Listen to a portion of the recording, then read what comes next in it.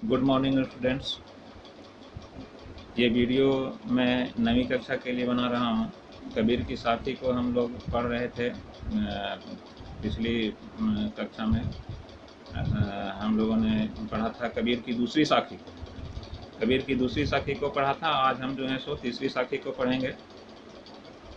शुरू करते हैं। साखी है इस प्रकार। हस्ती चढ़िए ज्ञान कहू, सहज दुलीचा डारी, स्वान रूप संसार है, भूकन दे झकमारी। यहाँ पर हस्ती शब्द का अर्थ है हाथी। इस साखी में कबीर दास जी ने कहा है साधकों से, अर्थात ईश्वर की साधना करने वालों से कहा है कि हे साधकों, तुम ज्ञान रूपी हाथी पर सहज समाधि रूपी आसन बिछाकर निश्चिंतता से चलते रहो। अर्थात निश्चिंत होकर के, बेरोक। यह संसार जो है सो एक कुत्ते के समान है जो हाथी को चलते देखकर व्यर्थ भौंकता है, और इससे हाथी का कुछ बिगड़ने वाला नहीं है। तात्पर्य ये है कि प्रभु की साधना करने वाला जो साधक है, दुनिया उसकी निंदा करता है, लेकिन साधक को उस निंदा की परवाह किए बिना ही साधना के पथ पर आगे बढ़ते रहना चाहिए।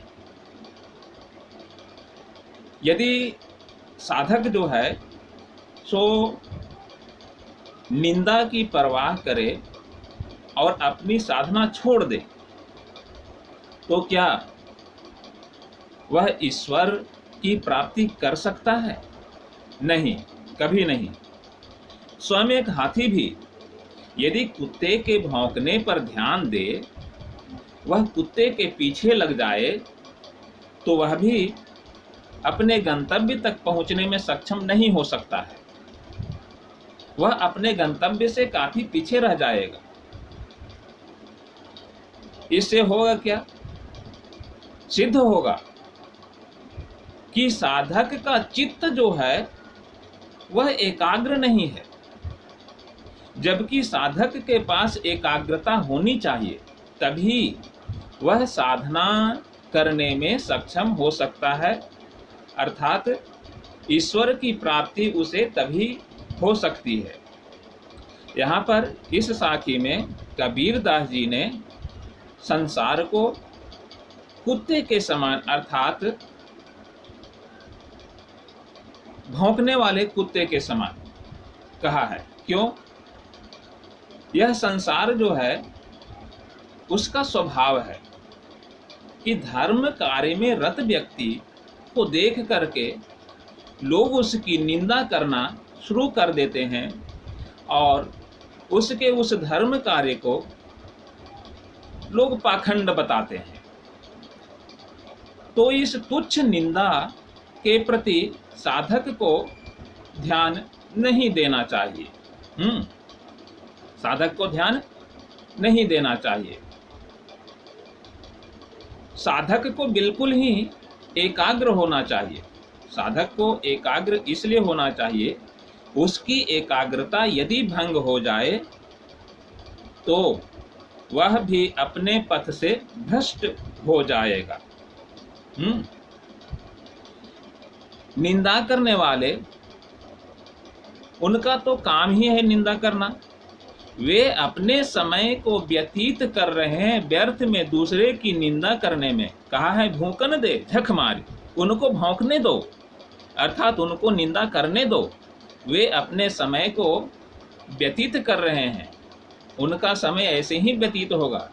लेकिन एक साधक के बारे में कहा है कबीर दास जी ने कि आप अपने समय को किसी निंदक के पीछे भागकर या दौड़ करके व्यतीत नहीं करें। यहाँ पर कबीर दास जी ने हमें ईश्वर की साधना के प्रति ध्यान देने के लिए कहा है कि हम जो हैं सो ईश्वर के नज़दीक कैसे जा सकते हैं। ठीक है, जैसे हाथी को चलते देख करके कुत्ता जो है सो भौंकता है, लेकिन साधना में लगा हुआ व्यक्ति जो है सो उस निंदा की परवाह नहीं करता है। साधना में लगा हुआ व्यक्ति जो है सो उसकी निंदा का परवाह नहीं करता है। प्रभु की भक्ति अर्थात ईश्वर की भक्ति उसी साधक को प्राप्त होगा जो लोक निंदा की परवाह किए बिना ही साधना के पथ पर अग्रसर होता रहेगा। अन्यथा सांसारिक भोग विलास में लिप्त व्यक्ति जो है, सांसारिक वासनाओं में लिप्त व्यक्ति जो है, वह किसी भी साधक को उसकी साधना से भंग करने के लिए तत्पर तो होगा ही, लेकिन साधक की एकाग्रता जो है, साधक की एकाग्रता जो है वह उसे एक मस्त मौले हाथी की तरह बनाने का काम करती है। उसकी एकाग्रता ही है जो उसे साधना के पथ पर अग्रसर करती है। मुझको लगता है कि इस पंक्ति को या इस साखी को पढ़ने के लिए इससे ज़्यादा की आवश्यकता नहीं है, और फिर भी अगर कुछ कमी रह गई हो तो आप कमेंट करें, कहें कि हाँ सर बात समझ में नहीं आई, तो फिर से मैं प्रयास करूँगा आप लोगों को समझाने का। ऐसे मेरा यह प्रयास हमेशा से रहा है कि मेरी बात आपकी समझ में आए। संबंधित क्वेश्चन जो हैं पाठ से, वह भी आपके लिए आसान होगा मेरे इस वीडियो को देखने के बाद। धन्यवाद स्टूडेंट्स, स्वस्थ रहिए, सुखी रहिए।